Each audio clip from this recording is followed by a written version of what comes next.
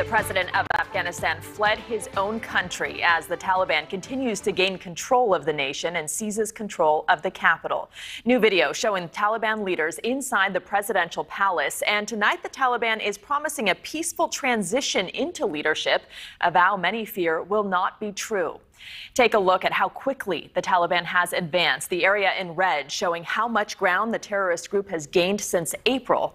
NewsNation's Felicia Bolton has been keeping a close eye on this quickly changing situation. She joins us now with the very latest. Felicia. Well, Rudabeh, the Taliban will be back in power right before the 20th anniversary of 9/11. The attack on the Twin Towers and the Pentagon started the 2 decades-long war in Afghanistan.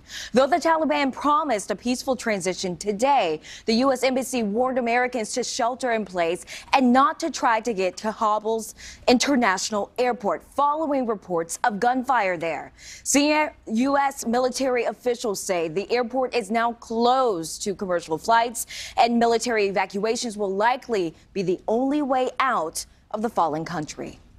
The race to rescue U.S. diplomats from Afghanistan is on. U.S. military choppers are flying over the embassy to evacuate citizens as the Taliban takeover is nearly complete. Afghan President Ashraf Ghani fled the country Sunday.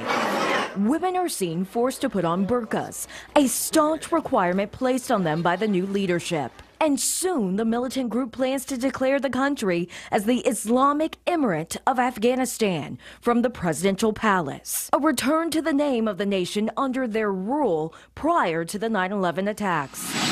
A blow to U.S. service members who fought in the 20-year war. I am angry because I think that, one, I don't know a veteran who wants us to still be in Afghanistan. We all want out. We all want to find a way to have Americans and Western troops and service members leave the country, but not in a way that's going to get our allies killed, not in a way that is going to empower and strengthen the exact same organization that we were fighting in 2001. Former Army Ranger Tom AMENTA served 2 tours in Afghanistan. He's also lost 2 friends in battle. I think we're going to be back.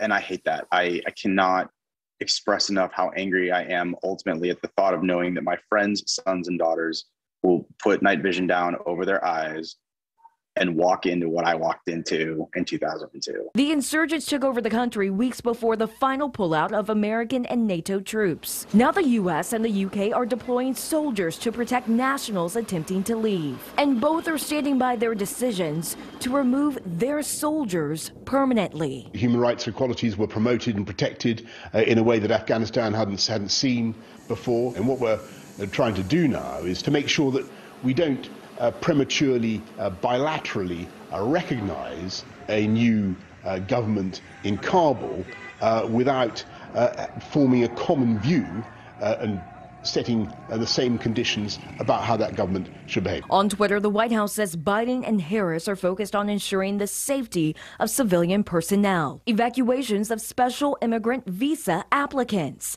and other Afghan allies. Today, the U.S. Secretary of State Antony Blinken rejected comparisons of the current U.S. pullout to the Vietnam War.